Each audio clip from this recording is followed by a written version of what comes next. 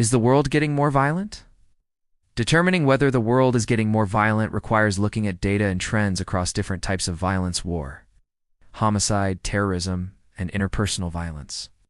While acknowledging that perceptions of violence are often shaped by media and recent events, here's a concise analysis based on available evidence. ## Global Trends in Violence. 1. Interstate and Civil Wars. Decline in major conflicts. Data from the Uppsala Conflict Data Program shows a significant decline in the number and intensity of interstate wars since World War II.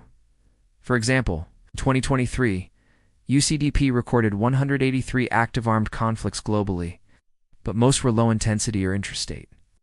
The number of battle-related deaths has generally decreased since the Cold War, with 2022 seeing around 84,000 deaths, a sharp drop from peaks like the Vietnam War or Rwandan genocide. Ongoing conflicts, however, high-profile conflicts like the Russia-Ukraine war and the Israel-Hamas conflict contribute to localized spikes in violence.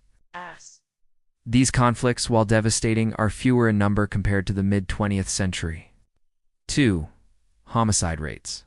Global decline, ***. The UN Office on Drugs and Crime reports that global homicide rates have been declining over decades. In 2020, the global average was about 6 homicides per 100,000 people, down from 7.2 in 1990. Regional variations, however, areas like Latin America and parts of sub-Saharan Africa have persistently high homicide rates, driven by organized crime, gang violence, and weak governance. For instance, Mexico reported over 34,000 homicides in 2023. 3. Terrorism. Fluctuations, ***. The Global Terrorism Database indicates that terrorist attacks peaked in 2014 to 2017 due to groups like ISIS, but have since declined. In 2022, terrorism-related deaths were around 6,700 globally, down from 44,000 in 2014, however. Specific regions remain hotspots. ***, perception versus reality, ***. High-profile attacks like those in Europe or the US amplify perceptions of increasing violence, even though terrorism accounts for a tiny fraction of global deaths. 4. Interpersonal and domestic violence. Mixed trends, ***. Data on domestic violence is harder to quantify globally due to underreporting, but studies suggest it remains pervasive. The WHO estimates 1 in 3 women globally experiences intimate partner violence, with rates stable or slightly declining in high-income countries due to better reporting and legal protections. In conflict zones or areas with weak institutions, rates are likely higher. Youth violence.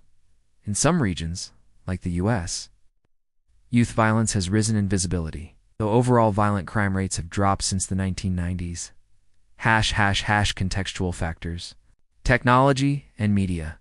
The 24/7 news cycle and social media amplify violent events, creating a perception that violence is rising even when data suggests otherwise. For example, graphic footage from Ukraine or Gaza can overshadow broader trends of declining violence. Structural violence, ***. Some argue that violence should include systemic issues like poverty, inequality, or environmental degradation, which harm millions indirectly. Emerging threats. New forms of violence, like cyber attacks or drone warfare, are increasing but cause fewer direct deaths compared to traditional conflicts. Statistical perspective. Long-term decline, ***. Steven Pinker's work in The Better Angels of Our Nature argues that violence has declined over centuries, citing lower rates of war, homicide, and torture. Data from Our World in Data supports this, showing a drop in deaths from conflict and homicide since the 20th century. Recent upticks, ***. The Peace Research Institute Oslo notes a slight increase in conflict-related deaths since 2019, driven by specific wars. However, this doesn't reverse the broader downward trend. Regional and cultural nuances. High-income countries, places like the US, see stable or declining violent crime rates, but mass shootings and political polarization fuel perceptions of rising violence. Developing regions, parts of Africa and Latin America face persistent violence due to weak institutions. But even here, some countries have seen declines due to peace processes. Cultural perception. In societies with less exposure to daily violence, isolated incidents can feel like an escalation, while in high-violence areas, it's normalized. Conclusion: the world is not broadly getting more violent when looking at long-term data. Wars, homicides, and terrorism have generally declined since their peaks in the 20th century. However, specific regions and conflicts can create localized spikes, and media amplification makes violence seem more pervasive. If you're concerned about a particular type of violence or region, I can dig deeper with more specific data or analysis. Would you like me to focus on something specific?